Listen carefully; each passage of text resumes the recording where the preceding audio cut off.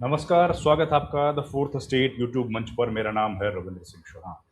आज का दिन बड़ा ऐतिहासिक है, महत्वपूर्ण दिन है। आज देश के प्रधानमंत्री नरेंद्र मोदी और नेता प्रतिपक्ष लोकसभा राहुल गांधी दोनों ने युवाओं के साथ संवाद किया।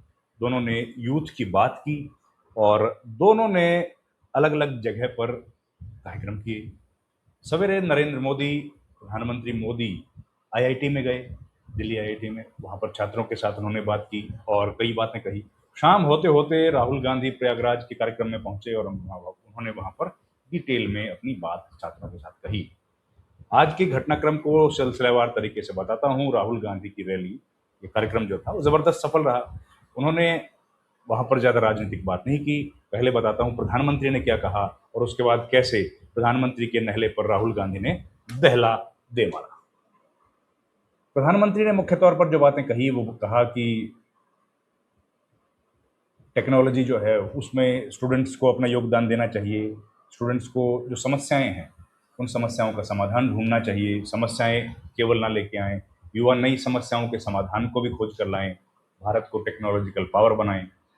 राहुल ने कहा कि भाई युवा शक्ति इतनी बड़ी है, लेकिन व्यवस्था, रोजगार और शिक्षा के अवसर सरकारें उनको नहीं दे पा रही।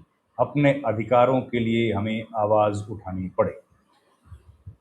राहुल गांधी का जो दौरा था वो मुख्य तौर पर दर्द, डेटा और दौलत, ये तीन बातें उन्होंने कही।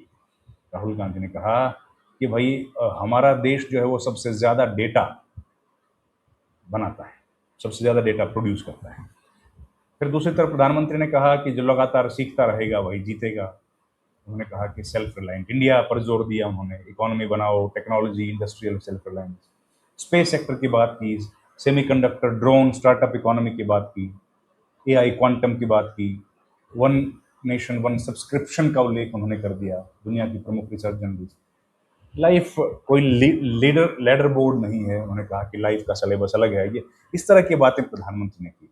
अब बात राहुल गांधी की। राहुल गांधी ने कहा कि भारत की सबसे बड़ी ताकत युवा है। राहुल गांधी ने कहा कि भारत के पास दुनिया की सबसे बड़ी युवा शक्ति है। वो तो सब जानते ही हैं, यह भारत की सबसे बड़ी ताकत है। उन्होंने युवाओं की क्षमता की तुलना अमेरिका, चीन, रूस से करते हुए कहा कि भारत के युवाओं की पोटेंशियल इन देशों में भारत के जो युवा का पोटेंशियल है इन देशों से कहीं ज्यादा है, लेकिन हमारे लिए अवसर कम है। राहुल ने कहा कि रोजगार के मुद्दे पर सबसे बड़ी समस्या हो रही है इस देश में। उन्होंने ये दावा किया कि 1,000 युवाओं में से केवल 12 को परमानेंट नौकरी मिलती है। 1,000 में से 12, कितना कम है ये। एवं उनका दावा है, उनका ये डेटा कहाँ से आया वो वही जाने। लेकिन प्रयागराज में भीड़ बहुत थी, जहाँ वो भाषण दे रहे थे, वो सब देखा हमने। उन्होंने ये भी कहा कि 150 युवाओं में से केवल एक को नौकरी मिलती है। डेटा 150 में से एक, यानी कि 1,000 में से 12। उन्होंने कहा कि भाषण में जो बताए गए आंकड़े हैं उन्हें सरकारी या स्वतंत्र आंकड़ों के रूप में प्रस्तुत करने से पहले मूल स्रोत अलग से वेरीफाई करना पड़ेगा। हमारे पास ये इन्फॉर्मेशन नहीं है, ये राहुल गांधी का देवा। फिर उन्होंने कहा कि शिक्षा पर जो खर्च है, इंजीनियरिंग, मेडिकल या दूसरी डिग्री के लिए बड़ी रकम खर्च की जाती है, वो तो कई की जाती है।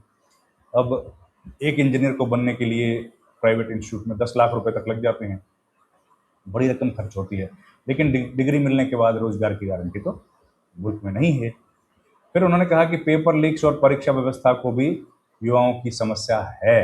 अब परीक्षा की लीक जो होता है, पेपर लीक, और परीक्षाओं की जो व्यवस्था है वो समस्या तो है।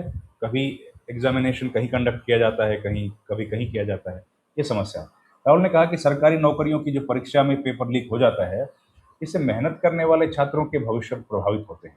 उन्होंने शिक्षा और रिक्रूटमेंट सिस्टम को युवाओं के लिए बड़ी बाधा बताया। उन्होंने कहा कि मेड इन इंडिया और मेड इन चाइना का कंपैरिजन राहुल गांधी ने कहा। उन्होंने कहा कि मैन्युफैक्चरिंग और एम्प्लॉयमेंट को एक किया और कहा कि वैश्विक बाजार में मेड इन चाइना और मेड इन बांग्लादेश दिखाई देता है, पर मेड इन इंडिया उतना क्यों नहीं दिखता, क्या रीजन है। उन्होंने कहा कि नोटबंदी और जीएसटी की नीतियों की वजह से ये सब नुकसान हो रहा है और उन्होंने इसके लिए नोटबंदी और जीएसटी को जिम्मेदार ठहराया। कहा कि इससे छोटे व्यापारी, छोटे बिजनेस को भारी नुकसान हुआ है। डेटा एक नई दौलत, डेटा पर उन्होंने काफी फोकस किया। देखिए, डेटा हम लोग यूज करते हैं, हमारा जो हम लोग जो सेव करते हैं, डेटा बड़ी महत्वपूर्ण चीज है।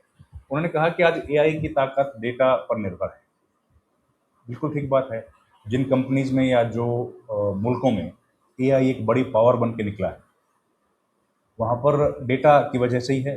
उन्होंने तर्क दिया कि युवाओं की डेटा के बिना एआई की कोई वास्तविक अर्थ नहीं है। उन्होंने शिक्षा, टेक्नोलॉजी, डेटा ऑनरशिप को युवाओं की आर्थिक अधिकार से जोड़ने की कोशिश की। अब दौलत किसके हाथ में है? डेटा, दर्द और दौलत। राहुल ने युवाओं की समस्याओं को केवल बेरोजगारी नहीं बल्कि वेल्थ डिस्ट्रीब्यूशन और इकोनॉमिक पावर के सवालों से भी जोड़ा। उन्होंने तर्क से कहा कि भारत की युवा आबादी के पास क्षमता है, प्रतिभा है, लेकिन आर्थिक असमानता है। आर्थिक व्यवस्था में उसका पर्याप्त लाभ युवाओं तक नहीं पहुंचा।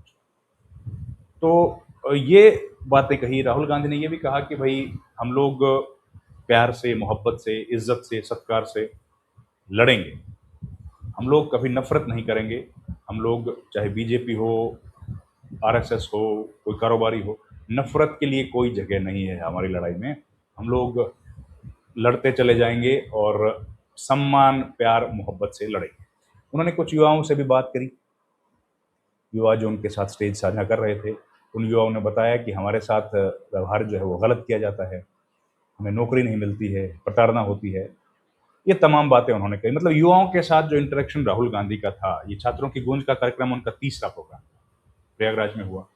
इस कार्यक्रम के होने के पीछे की भी राजनीति आप जानते हैं। सबसे पहले ये घोषित किया गया, फिर इस प्रोग्राम की परमिशन दे दी गई। देने के बाद इस प्रोग्राम की परमिशन को विड्रॉ कर लिया गया। विड्रॉ कर लिया गया तो पूरी राजनीति हुई, हो हल्ला हुआ। जब राजनीति हुई, हो हल्ला हुआ, मीडिया में खबरें आई, तो इसको वापस दे दिया गया। वापस जब परमिशन दे दी गई तो उसके बाद फिर से तैयारियां शुरू हुई, और तैयारियां शुरू होने के बाद फिर राहुल गांधी ने अंततः आज ये कार्यक्रम किया। तो इसमें स्टूडेंट थे, इलाहाबाद यूनिवर्सिटी के छात्र थे, आसपास की यूनिवर्सिटीज के स्टूडेंट्स आए थे, बिहार के युवा थे, और उत्तर प्रदेश के युवा भी उसमें काफी शामिल हुए। राहुल ने संदेश दिया कि युवा जो इतनी बड़ी शक्ति है। मोदी ने संदेश दिया कि युवा नई समस्याओं के समाधान खोजकर भारत को टेक्नोलॉजी पावर बनाए। राहुल गांधी ने कहा, युवा शक्ति इतनी बड़ी है, लेकिन व्यवस्था, रोजगार और शिक्षा के अवसर क्यों नहीं दे पा रही? अपने अधिकार के लिए हमको आवाज उठानी पड़ेगी, लेकिन मोहब्बत के साथ। देखिए, आज के दौर में नफरत जो है वो बहुत सिर चढ़ पकड़ बोल रही है। स्टूडेंट्स ने राहुल गांधी का धन्यवाद किया कि भैया आपने हमारा मुद्दा उठाया। आज मुद्दे की जहाँ तक बात है, वो जंतर मंतर पर हमने देखा। फिर हमने देखा कि रांची में भी जब हम लोग बात कर रहे हैं, तो रांची में भी स्टूडेंट्स प्रोटेस्ट कर रहे हैं। वो सरकार से मांग कर रहे हैं कि उनकी मांगे मानी जाए, और वो जो जेपीएससी है, झारखंड पब्लिक सर्विस कमीशन, उसमें सुधार हो। पहला जो पेपर हुआ है वो रद्द किया जाए और उसकी जांच की जाए। ये तमाम मांगे हैं। वहाँ की सरकार कांग्रेस पार्टी की है और झारखंड मुक्ति मोर्चा की सरकार है। तो उन दोनों सरकारों से भी राहुल गांधी ने यही कहा है कि भाई स्टूडेंट्स के साथ हम लोग खड़े हैं। स्टूडेंट्स कहीं भी, देश में कहीं भी अगर स्टूडेंट्स अपने हक की लड़ाई लड़ रहे हैं तो मैं उनके साथ हूँ। ये बात राहुल गांधी ने कही। देखिए, ये कुल मिला के जो पूरा मामला था, महत्वपूर्ण था, बड़ा था, और राहुल गांधी की छात्रों की गूंज जो प्रोग्राम है, इसको इस तरीके से डिज़ाइन किया गया है कि ज़्यादा से ज़्यादा स्टूडेंट्स तक पहुँचे। प्रधानमंत्री मोदी ने क्योंकि आज ही के दिन प्रोग्राम किया था, तो इसका रेलेवेंस थोड़ा सा ज़्यादा बढ़ गया।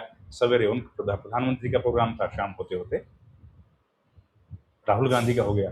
तो पीएम मोदी ने अपॉर्चुनिटी की बात की, टेक्नोलॉजी की बात की, इनोवेशन की कहानी सुनाई। राहुल ने education, employment, paper leak, economic power, इन तमाम इश्यूज पर बात की। उन्होंने कहा कि आर्थिक असमानता है, युवाओं को रोजगार नहीं मिल रहा, बराबर के अवसर नहीं मिल रहे, और ये सब बातें गलत हैं, ये सब बातें ठीक नहीं हैं, ये नहीं होना चाहिए। तो ये कुछ बड़े मुद्दे थे जो राहुल गांधी ने उठाए। अब इन मुद्दों का क्या असर होगा वो हम लोग देखेंगे, क्योंकि आज हम लोग जब बात कर रहे हैं तो संसद का सत्र चल रहा है। मॉनसून सेशन पूरा वॉश आउट हो गया लगभग, ज़्यादा डिस्कशन नहीं हो पाया। क्यों? क्योंकि अब ऑपोजिशन पार्टीज़ के लोग कह रहे हैं कि प्रधान की जो सरकार जो है वो गृह मंत्री आए और सदन में अपना बयान, जो अभी तक नहीं हो पाया। इस वीडियो में इतना ही। आपका बहुत बहुत धन्यवाद। Thank you very much. नमस्कार।